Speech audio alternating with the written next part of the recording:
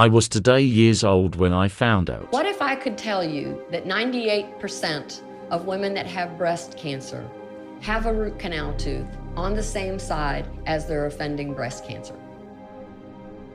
What if I told you that the biggest toxic influence in the body in a chronically ill person is a root canal tooth? What if I could tell you that the leading authority in cardiovascular prevention, which is Balan-Donine, does not condone root canals in your mouth because of the bacteria?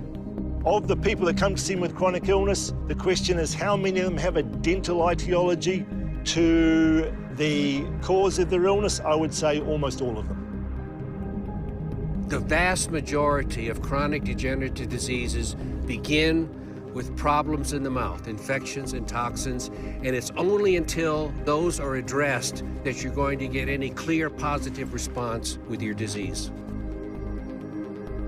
The reason that root canals have an inherent problem is that because we know that nowhere else in the body can we leave dead tissue. Anywhere else in the body, your appendix dies, you have dead tissue that doesn't heal in any other area of the body, we know we have to remove that because it's a haven for bacteria and it's not compatible with health.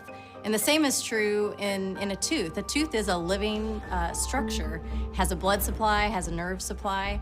And so when a tooth dies or becomes infected and we decide to go in and do a root canal, even the best endodontist or root canal specialist can do a great job at cleaning out the main canal of any of the teeth.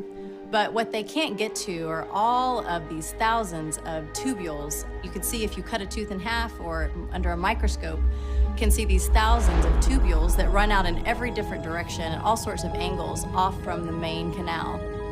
Those microtubules are big enough for a bacteria to fit in, but not much else. And the problem is if you've got 6 to 8 miles of microtubules in a single tooth, it's impossible. You can see why it's impossible to sterilize that tooth.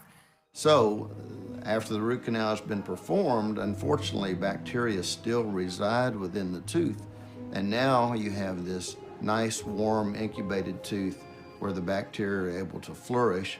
And now there is no access from the patient's own immune system to the tooth because in the process of doing the root canal treatment, the blood supply and the nerve have been severed from that tooth, so now the body can't deliver its own immune defenses to help keep the infection in check.